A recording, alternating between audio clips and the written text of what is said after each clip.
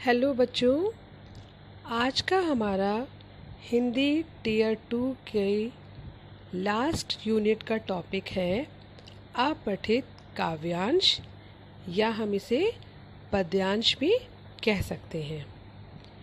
पद्यांश का मतलब होता है काव्य, किसी कविता का अंश, और अपठित का मतलब होता है जिसे हमने पहले न पढ़ा हो। अपठित काव्यांश या हम इसे अपठित पद्यांश दोनों कह सकते हैं। इसका मतलब क्या होता है, इसका क्या अर्थ है?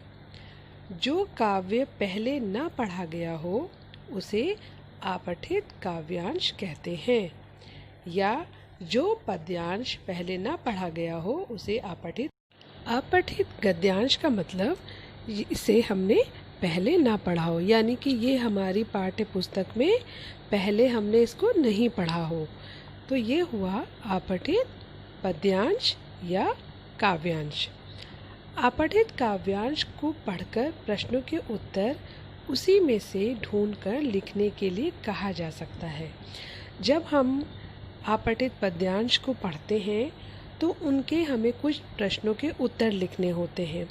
इन उत्तरों में दो तरह से प्रश्नों को पूछा जा सकता है, या तो प्रश्नों के उत्तर लिखने को कहा जा सकता है, या काव्यांश को पढ़कर कुछ विकल्प दिए होंगे, उन विकल्पों में से सही उत्तर चुनने को कहा जा सकता है। तो दो तरह से इसके प्रश्नों को पूछा जा सकता है। तो जो पहला है उसमें तो ये पहला है यानी कि आप काव्यांश पहले पढ़ना होगा और उस काव्यांश में से जो पूछे गए प्रश्न हैं उसके उत्तरों को लिखना होता है। और दूसरा तरीका होता है कि उस काव्यांश से प्रश्न पूछकर विकल्प दिए गए होते हैं। काव्यांश या पद्यांश के प्रश्नों के विकल्पों को पहले अच्छे से पढ़ना चाहिए और सही विकल्प को चुनना चाहिए। इस तरह से अपठित काव्यांश में दो तरह से प्रश्नों को पूछा जा सकता है। बच्चों, ये तो हमने जान लिया कि अपठित काव्यांश क्या है।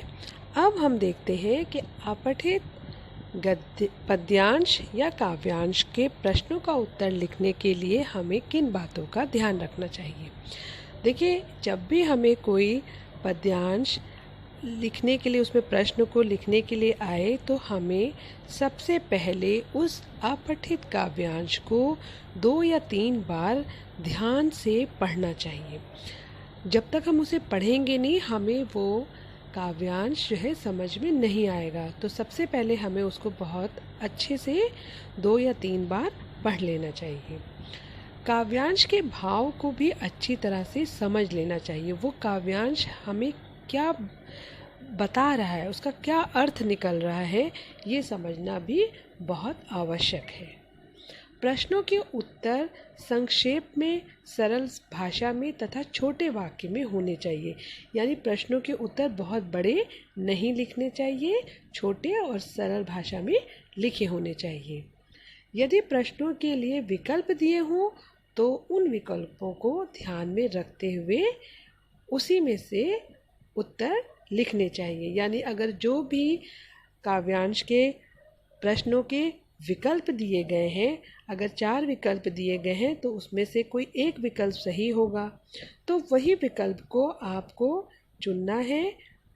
तो इस तरह से आप विकल्प वाले प्रश्नों के उत्तर काव्यांश में दे सकते हैं। इससे आपके विकल्प वाले उत्तर जो है आपको चुनने में आसानी होगी।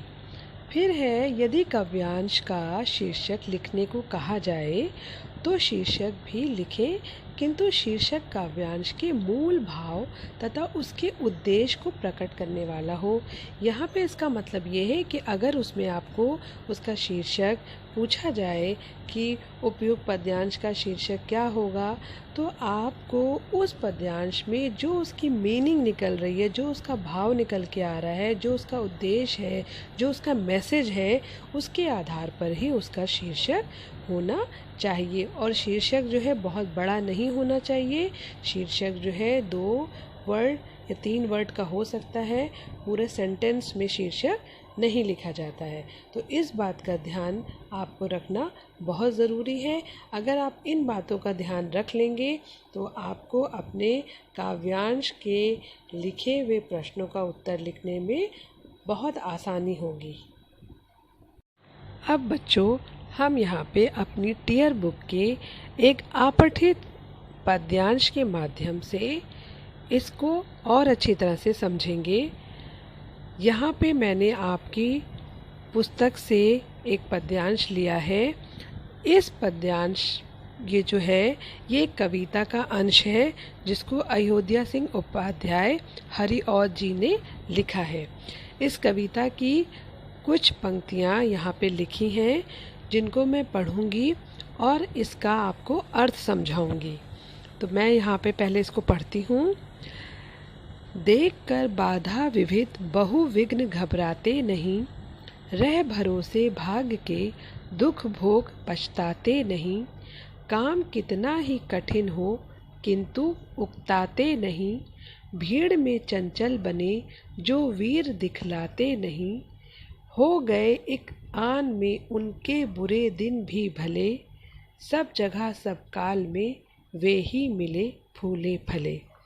ये कविता के कुछ अंश हैं जिसको हमें अपठित गद्यांश में लिया गया है। इस कविता की इस अंश में कवि ये कहना चाहता है कि जो लोग कर्मठ होते हैं, कर्मठ का मतलब होता है जो सदा काम करने वाले होते हैं, वो किसी तरह की भी बाधा आने पर कभी घबराते नहीं और अपने भाग्य के भरोसे नहीं बैठे रहते कि उनके भाग्य में उन्हें क्या मिला, वो भाग्य के लिए बैठे नहीं रहते। वो सदा जो है अपने काम को करने के लिए प्रयत्नशील रहते हैं। कितनी भी कठिन परिस्थितियां हो, कैसा भी समय हो, वो उससे उकताते नहीं हैं और कभी भी अपना दिखावा नहीं करते हैं, अपना भीड़ में दिखावा नहीं करते हैं कि वो कितने काम काजू हैं या कितने काम करने वाले हैं। ठीक है, उनके काम करने से उनको ये लगता है कि उनके जो बुरे दिन हैं वो भी भले हो जाएंगे और इसीलिए जो सदा काम करता रहता है उसको जो है हमेशा आराम ही मिलता है। काम करने वाले लोग अपनी योग्यता का दिखावा भी नहीं करते, वे अपनी लगन और मेहनत से अपनी किसी भी परेशानी को दूर कर सकते हैं और ऐसे ही लोग सदा सुखी रहते हैं। तो देखा बच्चों, ये पूरा जो पद है इसको पढ़ने के बाद मैंने इसका जो अर्थ निकाला है, ये अर्थ हमें बता रहा है कि कर्म करना कितना ज़रूरी है। हमें भाग्य के भरोसे नहीं बैठे रहना चाहिए कि जो हमारे भाग्य में है वही मिलेगा। इस तरह से तो हम अपने जीवन में सुखी ही नहीं रह पाएंगे। यदि हम काम करते रहेंगे और उसके बाद जब हमें उसका फल मिलेगा तो वो हमें कितनी खुशी देगा। तो ये कविता के इन छंदों में, इस कविता के इन अंशों में ये कवि हमसे यही बतलाना चाह रहा है कि कर्मठ व्यक्ति जो है वो किसी भी बाधा से कभी घबराता नहीं है और उसको कभी भी मेहनत करने से कोई रोक नहीं सकता। वह सदा परिश्रम करता रहता है और वो जीवन में अपने परिश्रम के द्वारा ही सुख पाता है। बच्चों, अब इस पद्यांश को पढ़ने के बाद हम इस पद्यांश के प्रश्नों के उत्तर लिखेंगे। तो इसमें पहला जो प्रश्न है वो पूछा गया है, बाधा आने पर आप क्या करेंगे?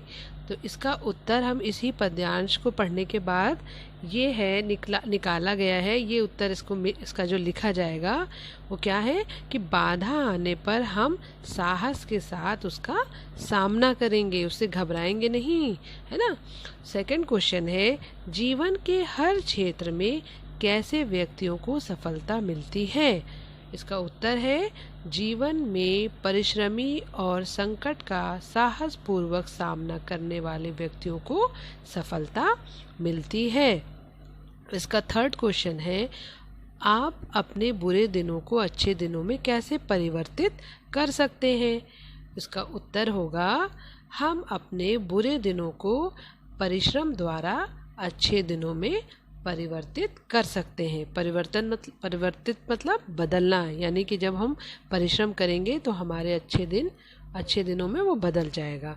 ठीक है, ये 3 प्रश्न तो हो गए। अब नीचे लिखा है, प्रश्न है निम्नलिखित शब्दों के एक एक पर्यायवाची शब्द लिखिए। पहला इसका शब्द है विघ्न। विघ्न का एक और मतलब होता है बाधा। इसका हमने पर्यायवाची शब्द लिखेंगे बाधा। कठिन, कठिन का मतलब होता है दुष्टकर, यानी है ना परेशानी जिसे कहेंगे कठिन यानी दुष्टकर। दिन का मतलब, दिन का पर्यायवाची शब्द हो गया दिवस। भरोसे, भरोसे का पर्यायवाची शब्द हो गया विश्वास। उसके बाद 5वां प्रश्न है निम्नलिखित शब्दों के विलोम शब्द लिखिए। बुरे, बुरे का विलोम भले। चंचल, चंचल का विलोम शांत।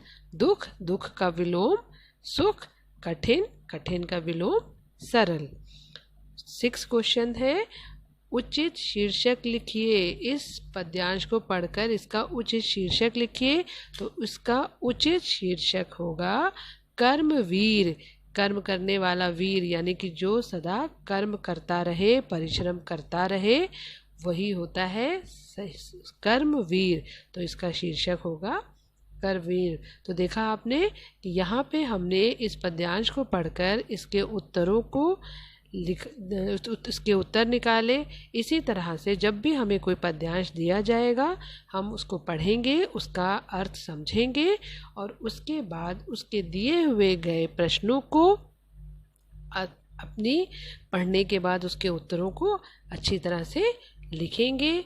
और इस तरह से हमको पढ़ने के बाद ही उसका अर्थ समझ में आएगा और उसके उत्तर भी हम उसी पद्यांश से ही ढूंढ के लिखेंगे। उसी में से मिलता जुलता हुआ होना चाहिए।